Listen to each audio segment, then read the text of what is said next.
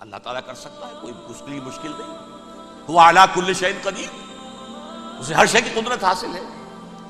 لیکن اصل بات جو ہے میں آپ کو بتانا چاہتا ہوں، یہ ہے سائیڈ ایشو.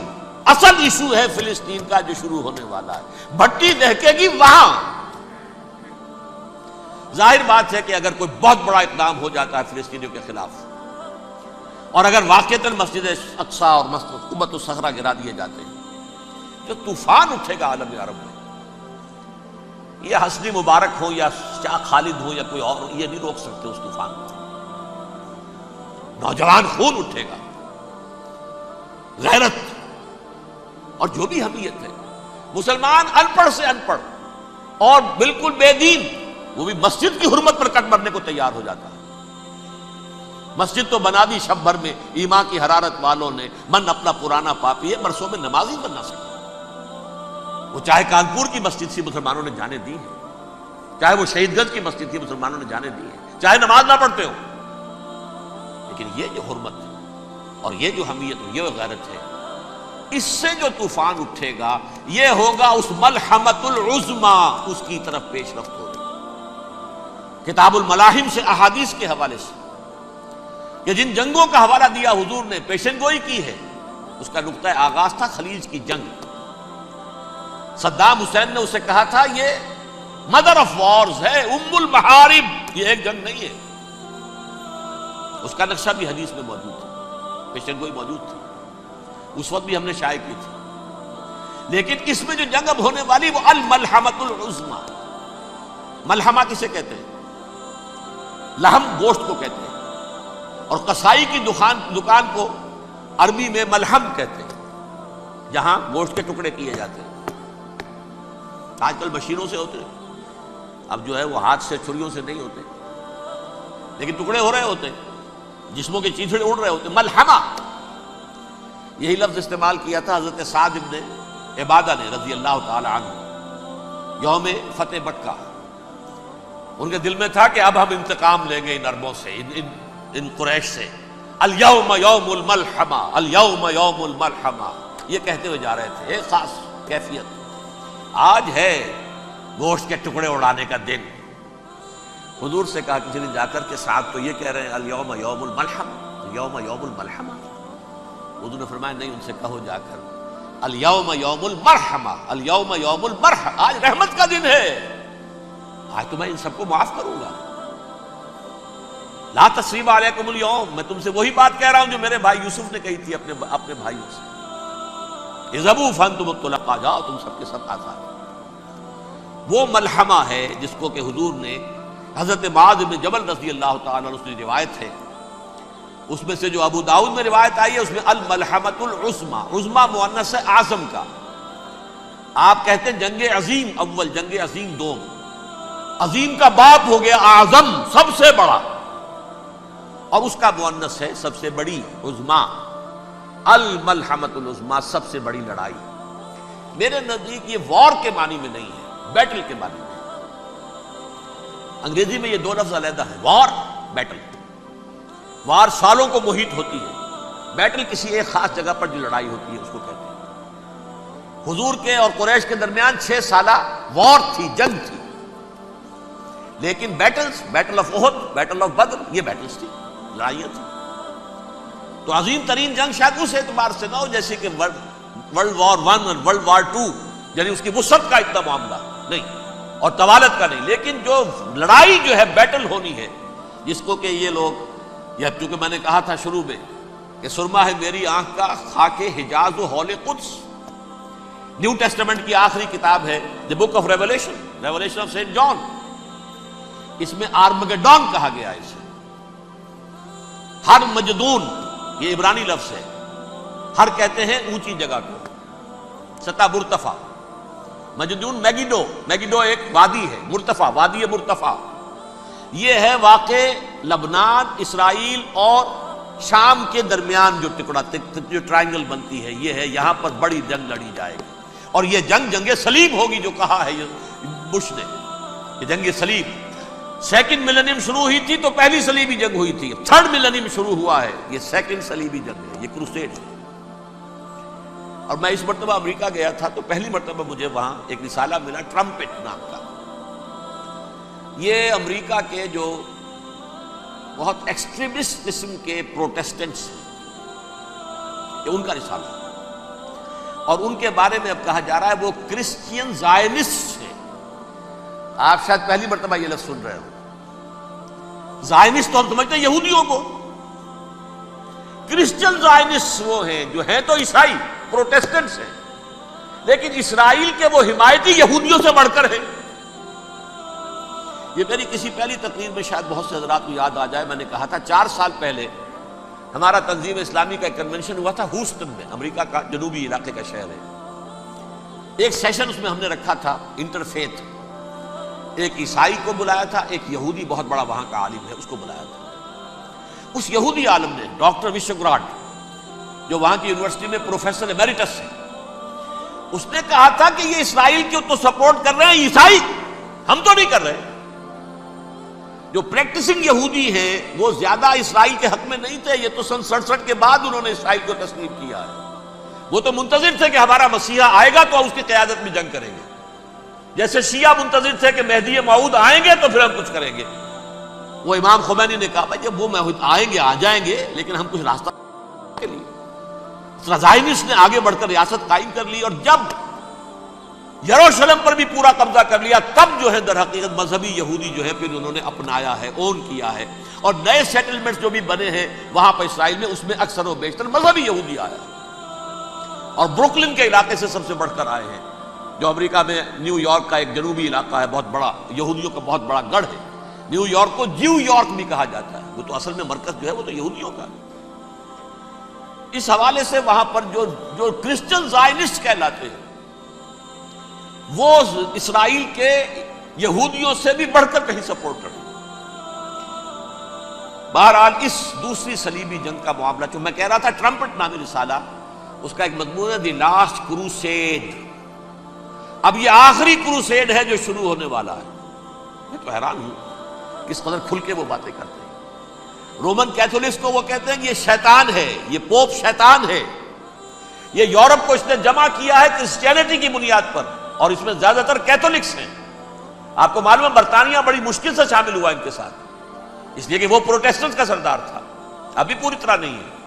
یورپ جو ہے وہ رومن امپائر دوبارہ یہ کھڑی کر رہا ہے، اور در حقیقت یہ جو ہے یہودیوں سے بھی چھیننا چاہتے ہیں اسرائیل کو اور فلسطین کو اور مسلمانوں سے بھی، اور یہ وہی کروسیڈ جو تھے اربن ثانی کے اس کی تیاری کر رہے ہیں تاکہ وہاں پر عیسائی حکومت قائم ہو جائے، کیتھولکس کی پوپ کی حکومت قائم ہو جائے، جیسے ایسٹ تیمور میں کر دی ہے. ایسٹ تیمور میں کون سی حکومت بنی ہے؟ رومن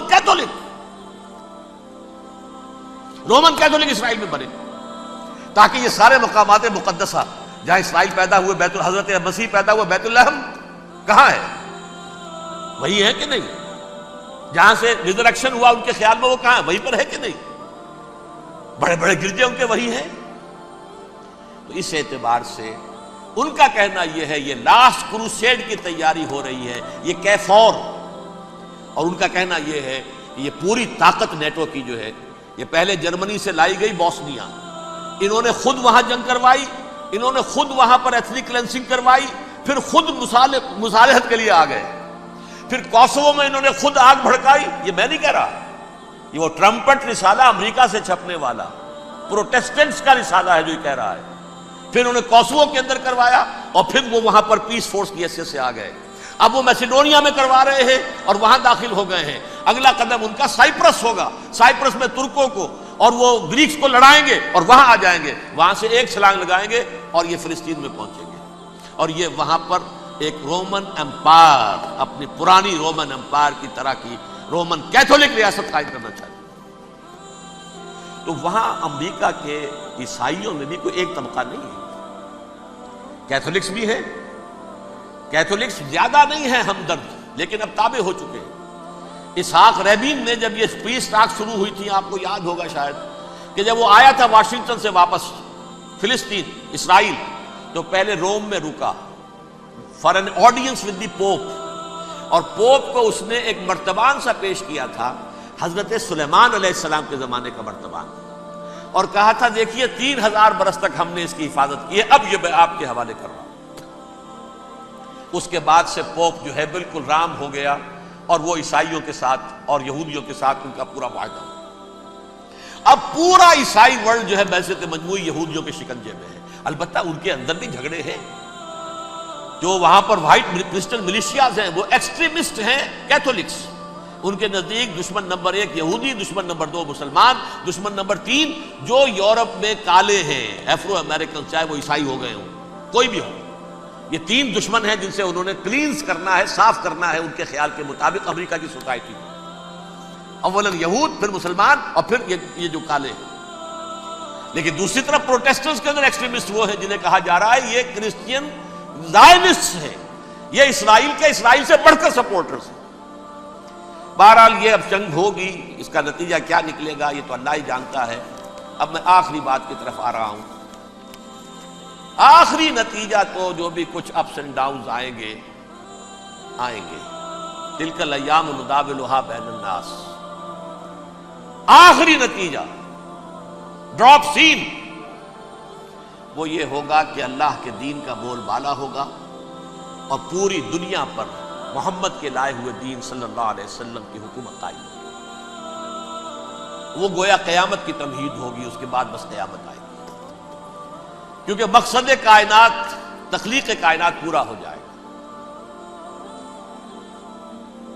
پوری مخلوقات کے اندر مقصد تخلیق، کلائمیکس آف کریشن محمد الرسول اللہ صلی اللہ علیہ وسلم، دین کی تکمیل محمد الرسول اللہ صلی اللہ علیہ وسلم۔ اور اس خلافت عرضی کے لیے جو حضرت آدم کو خلافت دی گئی تھی، جب اس میں وہ خلافت پوری دنیا پر قائم ہو جائے گی، اس کا مقصد پورا ہو جائے گا۔ And that will be the beginning of the end۔ اس کے بعد قیامت ہے۔ آخری نتیجہ تو یہ نکلنا ہے۔ اس سے پہلے سزائیں ہمیں بھی مل رہی ہیں، اور یہاں میں کانٹے کی بات جو چھوڑ گیا تھا سو بیان کر دوں۔ اللہ نے اس مغضوب علیہم قوم کو، اس ملعون قوم کو کیوں اب تک چھوٹ دیے رکھی؟ میں بتا چکا ہوں یہ بڑے عذاب کے مستحق ہو چکے تھے حضرت عیسیٰ علیہ السلام کے زمانے میں، چھوٹ دی ہے، ابھی تک ہے، بلکہ ایک مرتبہ ابھارا ہے، 1900 برس کے بعد ابھرے ہیں یہ۔ بالفور ڈیکلریشن 1917، سن 70 عیسوی کے بعد، تقریباً 1900 برس، 1850 برس تو ہے ہی کم سے کم۔ پھر creation of Israel 1948، 1967 extension of Israel, یروشلم پر قبضہ۔ یہ سارا جو ہے کیوں ہے؟ اللہ تعالیٰ اس خیر امت محمد صلی اللہ علیہ وسلم، اس کے بہترین حصے کو سزا ان ملعونوں کے ہاتھوں دے رہا ہے۔ کیوں؟ جو جرم انہوں نے کیا تھا وہی ہم نے کیا۔ انہوں نے اللہ کی کتاب کو پیٹھ کے پیچھے پھینکا، نبذ فریق من الذین اوتوا الکتاب کتاب اللہ وراء ظہورہم، ہم نے اپنی پیٹھوں کے پیچھے پھینکا کہ نہیں؟ کولونیل رول سے آزاد ہوئے، کہیں اسلامی قانون نافذ کیا، کہیں اسلامی نظام قائم کیا؟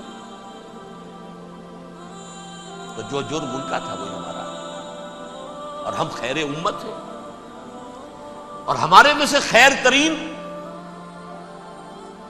عرب ہیں، ان پر اللہ کا فضل، ان کی مادری زبان میں اللہ کی کتاب موجود ہے۔ پھر انہوں نے اللہ کے دین کو پیٹھ دکھائی۔ جو ملک آزاد ہوا کولونیل رول سے، یا اس نے قبلہ کر لیا اپنا ماسکو کی طرف، یا کر لیا واشنگٹن کی طرف، کسی نے مکے کو قبلہ بنایا، یہ بدترین سزا ہے۔ ویل للعرب من شر قد اقترب۔ اور ترمذی شریف میں تو یہاں تک روایت ہے، من اقتراب الساعۃ ہلاک العرب، قیامت کے قرب کی ایک نشانی یہ بھی ہوگی کہ عرب ہلاک ہو جائے۔ ایک حدیث میں الفاظ آتے ہیں، حضور نے جب کہا یہ ہوگا یہ ہوگا یہ ہوگا، یہ بربادی آئے گی، تو کسی زوجہ محترمہ نام میں بھول رہا ہوں، انہوں نے پوچھا کہ عرب اس دن کہاں ہوں گے؟ فرمایا العرب یومئذ قلیل، بہت کم، آخری خاتمہ ہونا ہے یہود کا حضرت مسیح علیہ السلام کے ہاتھوں. وہ عذاب جو 2000 برس تک ان سے چلا رہا وہ آئے گا، اور ان کے رسول ہی کے ہاتھوں آئے گا. لیکن اس سے پہلے مسلمانوں پر یہ عذاب آ رہا ہے، ہولوکاسٹ کے درجے کا عذاب آ رہا ہے.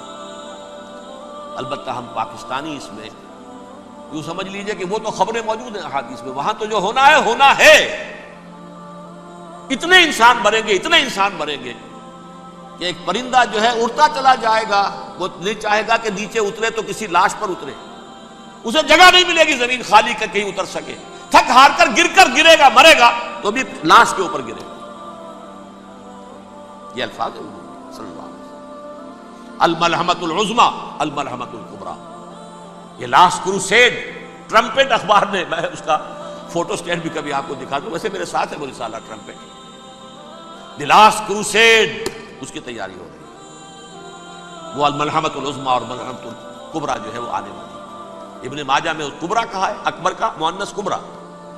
ملحمہ کبریٰ سب سے بڑی جنگ، اور ملحمہ عظمی سب سے عظیم جنگ. یہ ہوگی اور بہت جلد ہوگی.